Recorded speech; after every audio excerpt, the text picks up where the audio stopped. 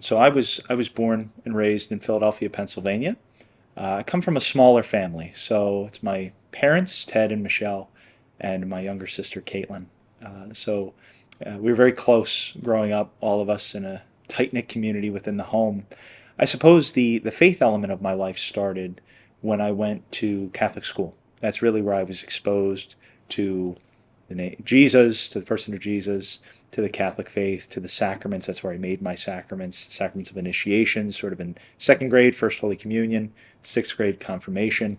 And that's really where the most exposure happened. Now, throughout the years growing up, my mom made sure that my sister and I went to Mass, that we sort of put the catechesis and the worship together.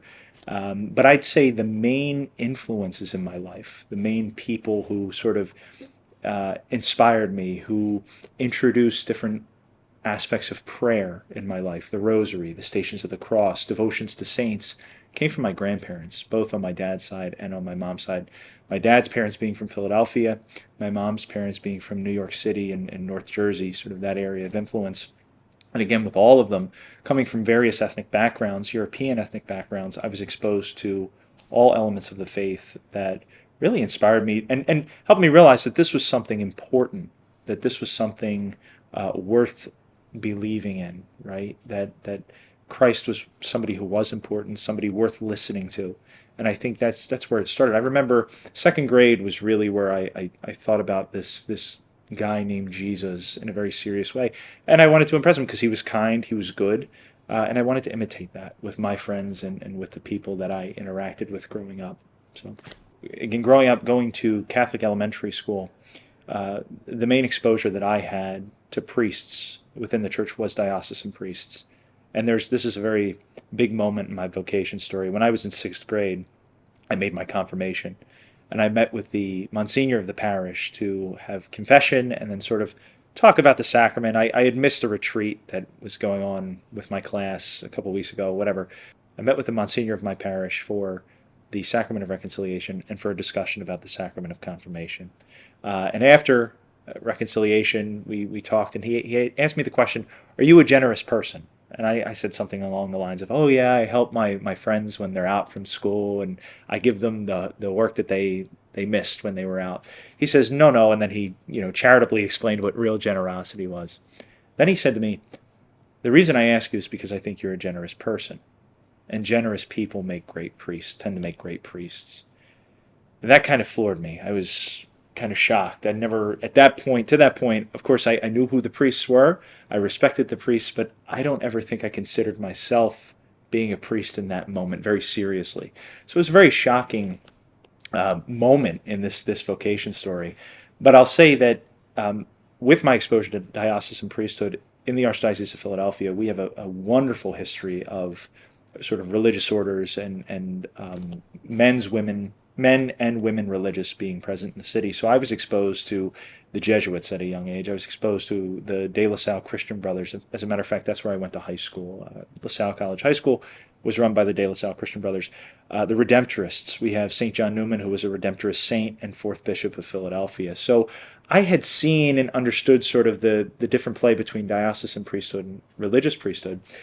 I started considering religious orders more seriously when I went to college at St. Peter's University in Jersey City, run by the Society of Jesus. That's where I started learning about words like discernment and consolation and God's calling and vocation and where am I going to go. That's where I started to take things more seriously. So I had those conversations with the Jesuits on campus. It was also there where I met the Capuchins for the first time at a mass that was taking place on campus. They were located in Hoboken, New Jersey. So after that, I met with the pastor at Hoboken and talked with him more about religious life, specifically with Capuchin life. And that's where that seed was really planted for not just the Franciscans, but the Capuchin order and sort of the spirituality that I'm here discerning now as a postulant. There are a couple main things that interested me about the Capuchins most. The first being the contemplative side of prayer that I see. And here we experience that for an hour a day, half an hour in the morning and a half an hour in the evening. And while ministry is fantastic, right, while going out into the world and serving the people of God is incredibly important. It's crucial to who and what the church is in the world. We have to root ourselves in Christ. So we have that hour a day to really encounter Christ. And what's the whole point? It's meditation. Now, some days I might do a little more talking to God. Some days I might be more distracted, and I might not be as focused. But mainly it's a meditation, right? It's a meditation on God.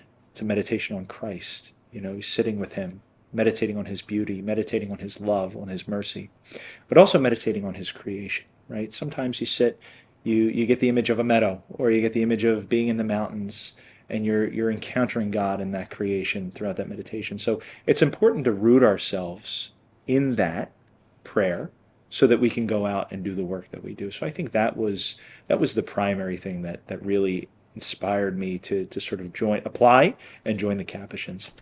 The second was the fraternity. I think what's so important, and throughout my life, this has been crucial in high school and the career that I had before I joined the Capuchins, was the fraternal aspect. It's so important to have a community, especially today. It's so important to have a community where the world is sort of focused on hyper individualism. We come together and we're there for each other, and there's accountability. There's laughter, there's love. We go through periods of sadness and sorrow together, but I'm a better person for it. And I find that the gifts that God has given me are brought out more in community life, the same way it goes for my other brothers. The third aspect, I think, that attracts me so much to the Capuchins is the simplicity, right? And I think that sort of goes hand in hand with the person of St. Francis, who he was in the world. To him, it was simple. What was the rule? To live the gospel of Jesus Christ. Right? Now, that is a loaded question, and that can take on many different facets and shapes and forms in today's world, and it's done by many religious orders, by countless men and women, laity and clergy throughout the world. But I think for the Capuchins, that simplicity is manifested in our day-to-day life, and we do whatever we're needed to do, whatever the church asks of us. We're ready to step up and kind of take the reins. If that's ministry to the poor, if that's education, if that's teaching, if that's simply being present for spiritual counseling for the faithful, helping out at parishes. So those are sort of the three aspects, and we do that simply. We do that in a very loving way.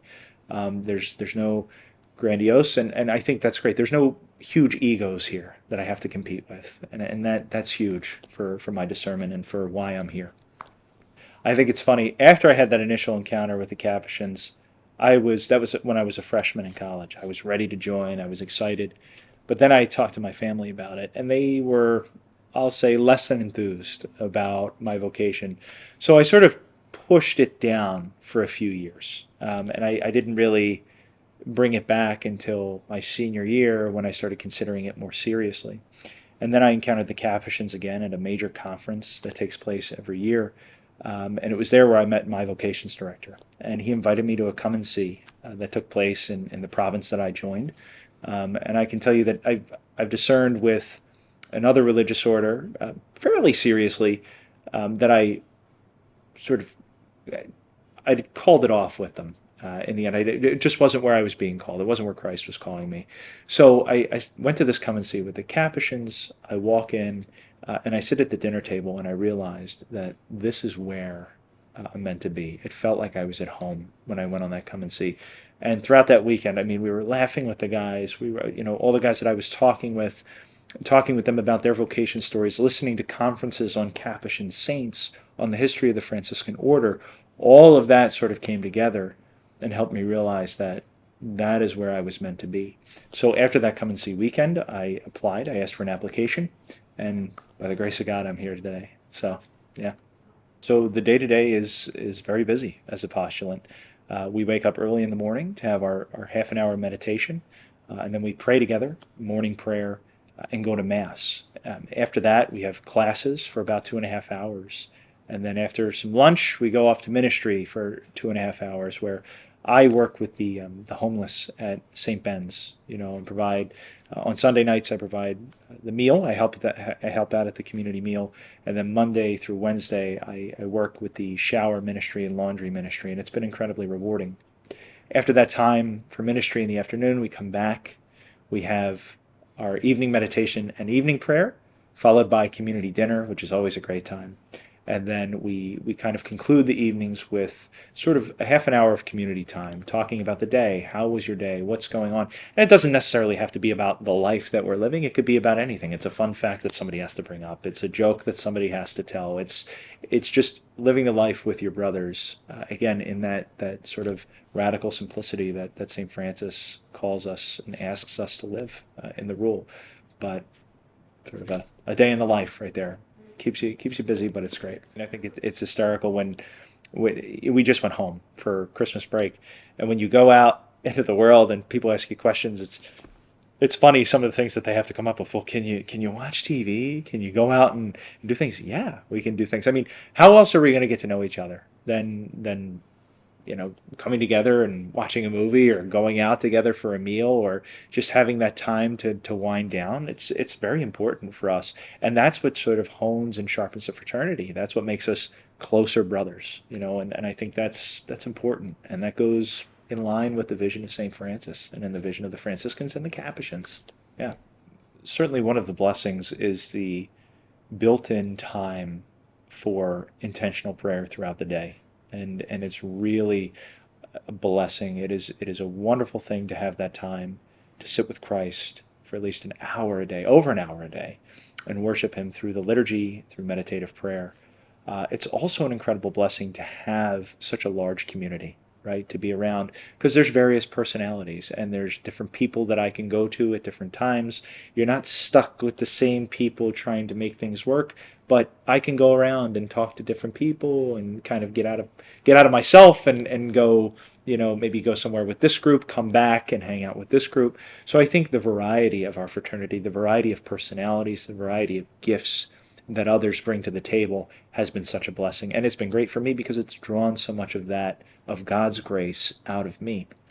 Perhaps a struggle would be, I would also say, can be the community life, because of the different personalities that our brothers might have. Well, this brother likes doing things a certain way, or this brother likes doing things a different way. Well, I was just told how to do one thing two different ways. Which way do I do it? And sometimes, not everybody is in the best mood. We have 18 people who live in this house.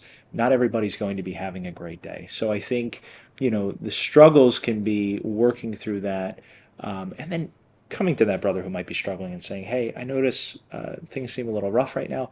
How are you doing? Is there anything I can help with? Be short of my prayers, but is there anything that I might be able to do for you in this time? And I think it's so important to have that accountability. And this is not a put down of diocesan priesthood, right? But I think diocesan priests do such a good job at handling things on their own, going out on their own, being soldiers for Christ, for their parish, on that individual level.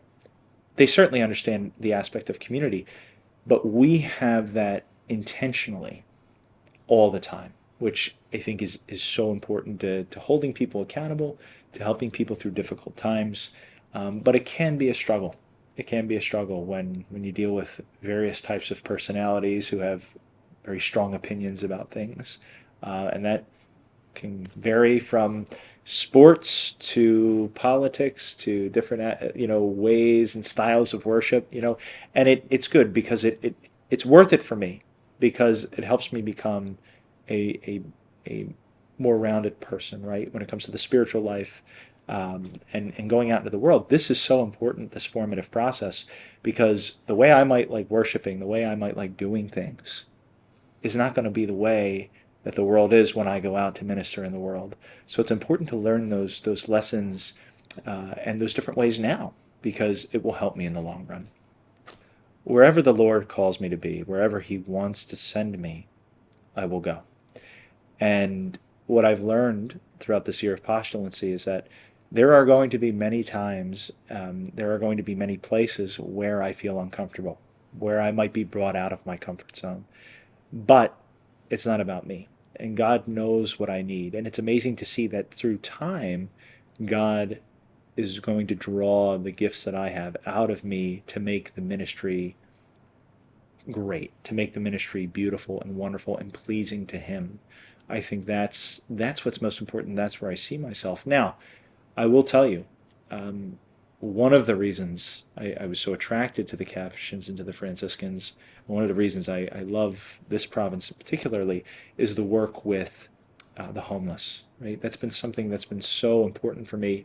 It's one thing certainly to maybe run a food drive for those who are less fortunate, or to do a fundraiser for those who can't afford, who are impoverished. But the raw encounter of being able to interact with somebody who might be living on the street, who might be struggling with mental illness, who might be struggling with drug addiction or alcohol addiction or whatever it might be, has been so beautiful in a sense for me, working in the ministry that I have now at St. Ben's. And I could see myself doing that in the future, right? Encountering people, because we're all in this together. I think I look at the Bible, I look at the gospel, right? Call no person master but your brother. And it's that school of brotherhood, that something that I've been discerning a lot this year. How can I go out, serve others as my brother, bring about community, relationship? After all, we're, we're not going to get to heaven on our own. We're going to get to heaven together. So what can I do to help others sort of come with me, bring them along with me? And then how can I allow myself to be impacted by other people in that community, right? And ultimately, what's the call? What is the underlying factor? But love, right? And that's what Christ says: love God, love your neighbor. And if I can do that as a Capuchin in whatever ministry I'm doing, I think that's what's most important, to follow that command. A piece of advice that I would give to a young man, perhaps discerning the Franciscan spirituality, the Franciscan way of life, or the Capuchin way of life, is the same advice that I received from the vocations director just a few years ago now, which is come and see, come visit, right? Come experience it, because you'll never have that feeling of consolation, or perhaps the courage to take that step in discernment or in application, if you don't see for yourself and encounter where Christ might be calling you within that community. So come and visit. Come and see what we're about. Don't be afraid. No strings attached, right? When you come and visit, there's no, and even after you apply and you're discerning for a few years, there's no strings attached. There's a freedom in discernment. God wants you to be free. He's calling you to be free, to be at peace. So I think to experience that peace, to experience that love of God, come and visit our communities and see if this life is for you. See if He speaks to you, if the Spirit speaks to you in the moments of prayer, in the moments of simplicity, in the moments of ministry, in the moments of fraternity, all of the different aspects of the Franciscan life, to see if it's a good fit for you, to see if this is ultimately what your vocation and your calling is in life. I will say that about my experience, there have been, I can point to many blessings. I can point to many moments of grace so far in these first 5 months that I've been here. I can also point to moments of hardship, moments of struggling personally and then as a community, moments of sadness, moments of sorrow. But I have to say, while they might be very hard to go through it, it's very hard to embrace the cross when you're going through that suffering. I am grateful to God for those moments, because it shows that life is being lived, right? That the more that you encounter Christ, the more that you get closer to Christ, the more He might ask you to carry the cross with Him, and walk up Calvary. And there have certainly been moments of hardship, but I can say now, after going through some of that, I am grateful for that, because you realize eventually what graces might be coming from that struggle. You may not realize it in the moment, but there is beauty that comes from that difficulty, that redemptive suffering, as I will, that I think goes hand in hand with the Capuchin way of life.